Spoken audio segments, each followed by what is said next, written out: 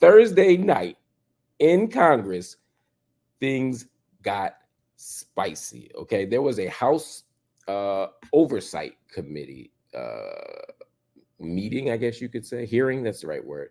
There is a House committee that is attempting, for whatever reason, we could talk about that too, right? But there is a House committee, Oversight Committee, that is trying to hold Attorney General Merrick Garland in contempt of Congress. They want to hold him in contempt. And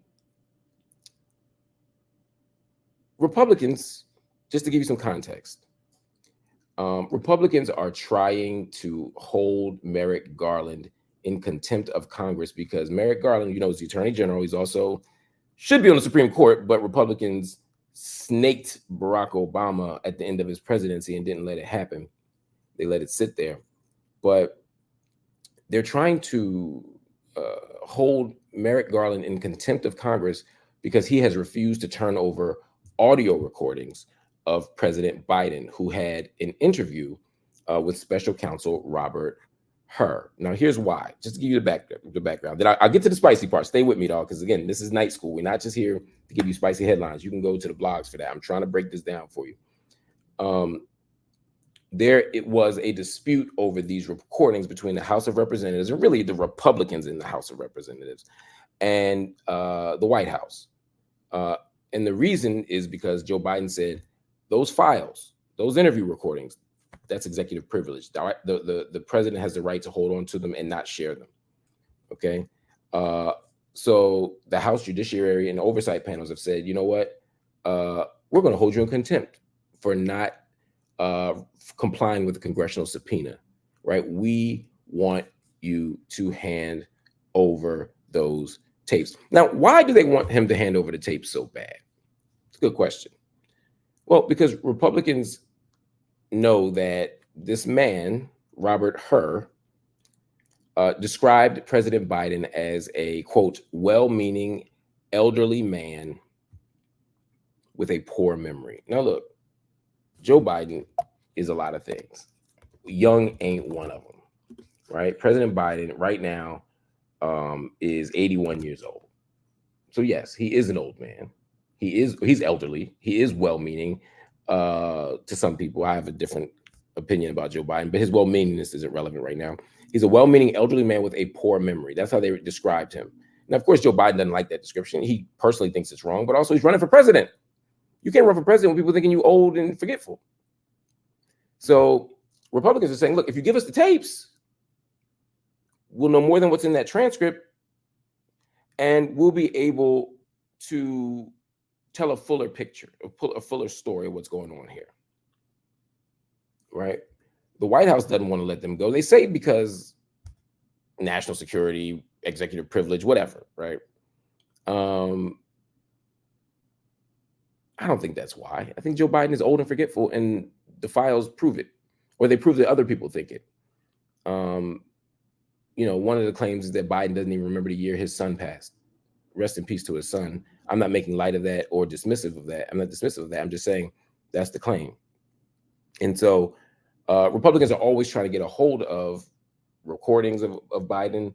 They want to know his conversations with Mark Zwanitzer. Is that his name? Zwanitzer? Yeah, Mark Zwanitzer. That's his ghostwriter. And other things to understand something.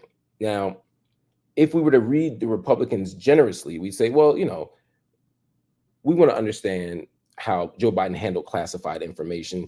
Robert Hur was the one who investigated that. So therefore, we want to see everything. But the truth is, they want written evidence that people think Joe Biden is old and crazy. And Joe Biden doesn't want to give up evidence that he's old and crazy, right? Or perceived that way. That's the tall and the short of it. Y'all with me? So that's the context. So Republicans don't even want to stop there, right? They have a hearing. In the hearing about contempt, Marjorie Taylor Greene, y'all know Marjorie Taylor Greene, she's a Republican from Georgia, interesting woman. From what I can tell, an ideologue, a right-wing ideologue. She is a dyed-in-the-wool MAGA person. She is a deep conspiracy theorist, although she's a young politician, relatively speaking, especially in this country. She's 49. So she's not like old school, but she often carries with her some of the old school thoughts about politics, about race, about gender. She promotes the craziest of theories, QAnon, Pizzagate, all the stuff. And from all indications, she is deeply anti-Semitic. So she's like all the things that the right runs from in terms of branding, but she is a very popular Republican.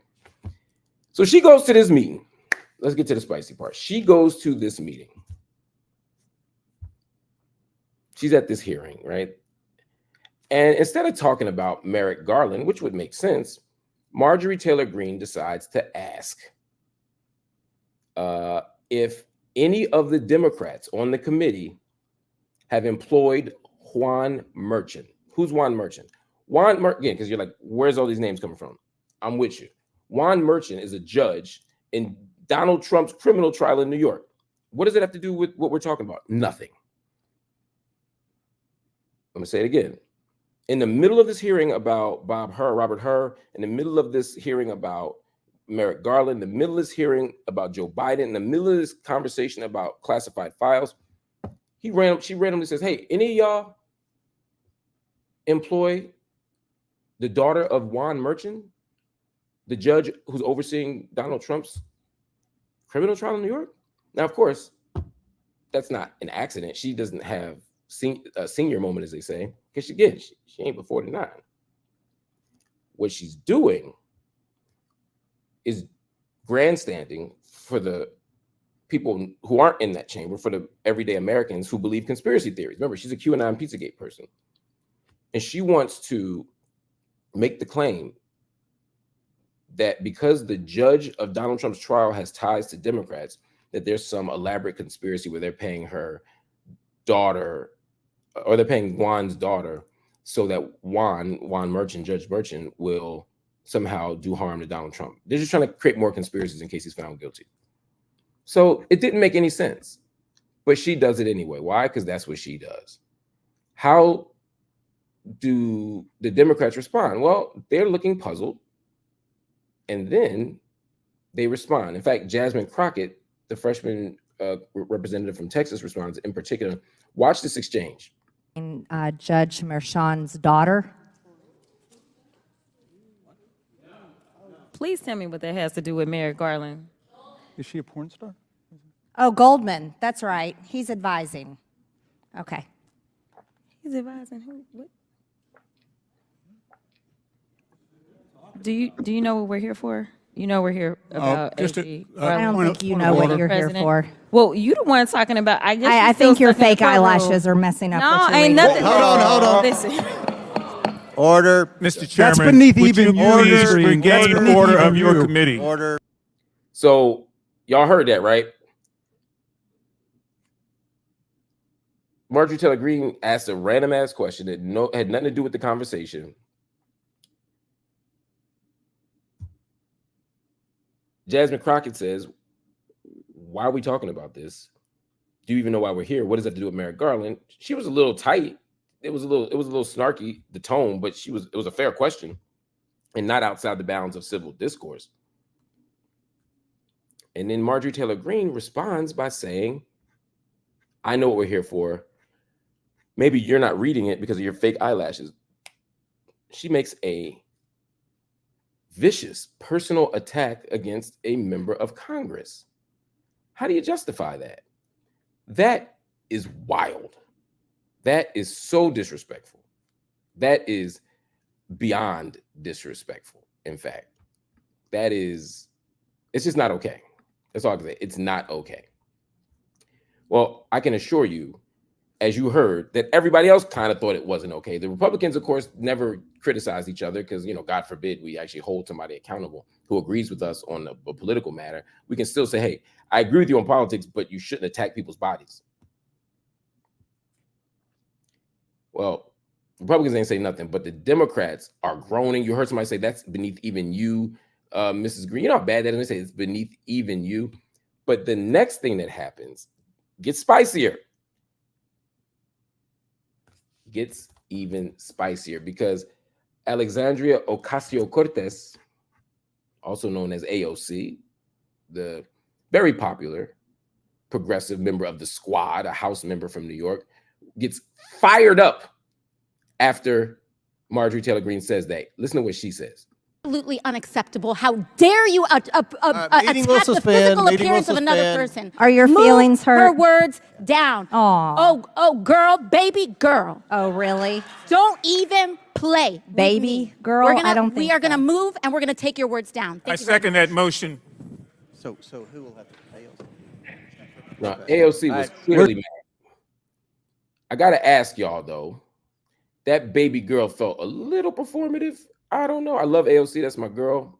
Genuinely love AOC. Genuinely think she's interesting and smart and courageous at times, and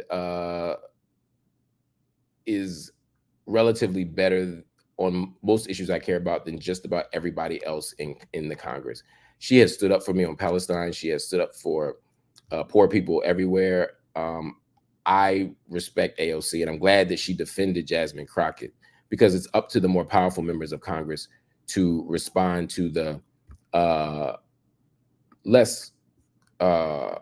respond on behalf of the less powerful members of Congress without overstepping them. So I like the way she handled it. She stepped in and said, "How dare you speak about somebody's physical appearance that way?" The baby girl didn't feel quite natural for me. Look, she's from the BX. She's from the BX. Shout out to my people from the BX. She definitely was mad, and it was genuine. The baby girl for me, I wasn't sold on. But look, that's just my own little hip hop sensibilities. Don't pay me no mind. The more important point is she stepped in. Now, here's what happens next, though. Again, the Republicans could have just said Greene is wrong. Greene could have said, you know what? I went too far. My bad. Instead, Republicans keep having all these weird conversations and all these bizarre votes that sort of imply that that Marjorie Taylor Greene didn't do anything wrong. Now, in the House, just to give y'all some more context, again, we had night school. When somebody says something offensive, or when somebody says something that's outside the boundaries of acceptable discourse, is asked that they strike it from the record. That means that once it is acknowledged that somebody went too far, somebody was out of pocket, there's a kind of a unanimous sentiment that the person that is struck.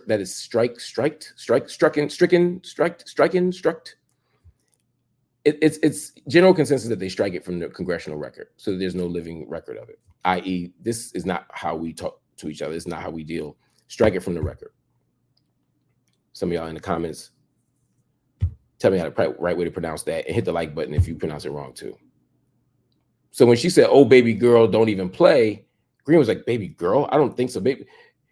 Marjorie Taylor Greene is so white and so out of step. She didn't even understand the baby girl part, and she was like, "I'm not a baby. What are we talking about?" She was very confused. Baby girl? I don't think so. But anyway, they keep going. All Greene had to do was say, "Oh, I'm sorry." But instead, she stands 10 toes. She says, "Look, I'll strike it from the record, but I refuse to apologize. I refuse to apologize." On what basis do you refuse to apologize for making fun of someone's body? And there's nothing wrong with Jasmine Crockett's eyebrows, eyelashes, nothing. She's not somebody, not that anybody deserves to be made fun of, but it was a stupid comment that wasn't based in anything, but you still don't do it. Republicans won't stand with her, right? Instead, the Republicans, the majority of them anyway, eventually said they voted to let her keep talking. One exception was Lauren Boebert of Colorado, who often can say some wing nutty, crazy things. But Boebert and Greene don't rock. So that made that easy. But ultimately, the conversation wasn't going to die there. It couldn't, because Greene wouldn't apologize. the Republicans were basically saying, this wasn't personal. This wasn't about personalities. Republicans are basically saying, like, don't get caught up in personalities, right? What she said about you wasn't personal. And it's like, what? So here is how our sister Jasmine responded. Somebody's bleach blonde, bad built butch body, that would not be engaging in personalities, correct? A what now? Chairman, I make a motion to strike those words. I don't think that's Hold on. I'm trying to find clarification on what qualifies. Chairman, motion to strike I had no those idea words. what you just said. We're not gonna. It's in 21 I'm gonna seconds. play that Mr. again. Chair, point of order. Now, people how Jasmine did it. Congressman, I don't know her. Congressman Crockett, I never even met her. She said, point of order. So she's coming into this conversation acting as if she just wants a clarifying question on what constitutes dealing with personalities, what constitutes a personal attack. She's like, look, I'm just asking questions here. Since y'all saying what she did wasn't wrong, I'm gonna ask a question about what is wrong. Now, while Mr. Comer, right, is overseeing this, right? He, of course, is a Republican. That's the chair of the House Oversight Committee, the White House. I'm sorry. James Comer is the chair of the House Oversight Committee. He's a Republican. So he's overseeing this, right? So he lets Jasmine enter the conversation. But peep my man to the left, because that's where it gets funny, right? That's where it gets funny, right? This is our brother, Jamie Raskin from Maryland. He's a Democrat, generally progressive on the right side of most issues. Watch his face when Jasmine Crockett asked this question. Greene for 4 minutes and 21 seconds. Mr. Chair, point of order. Point of order. Who's It's me. Ms. Crockett?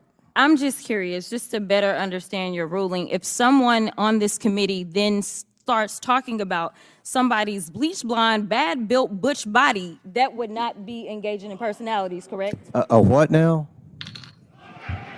Chair. Now, at this point, a couple things are happening. I think James Comer literally didn't understand none of them words. He wasn't here for, he just didn't understand the jokes. I'm playing one more time. He didn't know what was happening. But listen to the laughter in the background. And he said, say what now? Look at Jamie Raskin on the left of Mr. Comer, of James Comer, and then look at Ms. Crockett as she's like, two things, right? She's like, how the F did he not hear me? And two, where am I? Because I just got one off. Did y'all see that I just got this joint off? Did y'all see I just got that off? Mr. Chair, point of order. Who's It's me. Ms. Crockett?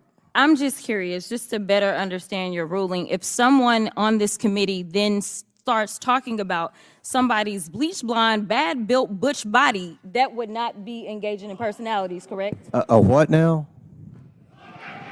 Chairman, I make a motion to strike those words. I don't think that's Hold on. I'm trying to find clarification. Now peep that. Who's Now Chairman. you heard the Republicans quickly move to strike those words. They didn't move quickly to strike Marjorie Taylor Greene's, but they quickly want to move to strike Jasmine Crockett. Jasmine is doing what I would do too. She's like, look, I'm just asking questions. It's just a point of clarity. And I make a motion to strike those words. I don't think that's By the way, don't come for black women. Don't come for black women. Don't come for black women in the Congress, in particular in U.S. Congress, because the ones that are active are sharp. Don't come for deltas. You know what I mean? And don't come for black women's bodies, their hair, their eyelashes, their fingers. Any of that is going to make you end up looking crazy, right? I'm trying to find clarification on what Chairman, qualifies. motion to I had strike no those idea words. what you just said. We're not gonna do this. Look, you guys earlier literally just. You just voted to do it. Y'all did it first, so you don't want to talk about voted to do it. Order. I'm gonna give y'all some advice right here. As somebody who knows black women, has had a black sister, she passed away recently, a couple years ago. Married to a black woman. When a black woman's finger and hand start moving like that, watch this. Once the hand do that and retracts, bro, it's a wrap. It's a wrap. Things have escalated. And the only thing that you can do is remain silent, let it pass, and apologize. And the only thing that you absolutely 1000% must not do is tell her to calm down. Telling her to calm down is the one thing that you should absolutely never, ever do. Because one, it's dismissive and disrespectful. And two, it never works. No one in the history of calming down has calmed down when somebody said calm down. All right. So peep this. Just voted to do Y'all did it. it first, so you don't want to talk about it. Voted to do it. Order. I'm trying to get Okay. clarification. Look at She's like, wait a minute, y'all just voted on her and let her rock. Why all of a sudden you trying to strike me? Don't act brand new right now. And now you hear her tone is going up. The hand is retracting and moving and retracting. This ain't gonna go good for Shorty. calm down. Calm No, down. no, because this is And there's the calm down. Never, ever, ever, I said it again, tell a black woman to calm down, especially when you the reason she mad. what All right. y'all Get do. through proceedings. So I'm trying Hey, to get Miss clarification. Crockett, you're not Y'all wanna recognized. play Miss games, I can't hear Crockett. you with your and yelling. You don't want Calm me to down. Be, Can no, you please calm don't down? tell me to calm down. Calm down. Because y'all Please talk calm noise, down. and then you You're can't out of take control. Because if I Look, come, Chairman, if I can come we and send talk outside to shit take a about break her, for 5 y'all minutes? gonna have a Mr. problem. Chairman, Mr. Order. Chairman. All right, Chair. Jasmine turned all the way. I gotta stop calling her Jasmine. It's just I feel like I know her. I've never met this woman. And Congressman Crockett turned all the way up. Now, people gonna say, well, she didn't have to get that mad. Well, first, she didn't get that mad at first. She was chill when they first came for her. She just articulated her concerns, as did her colleagues like AOC. Then they basically didn't force an apology from MTG. And look, who wants her stupid apology? It wouldn't have been sincere anyway. But then, after not accepting the apology, or not giving the apology,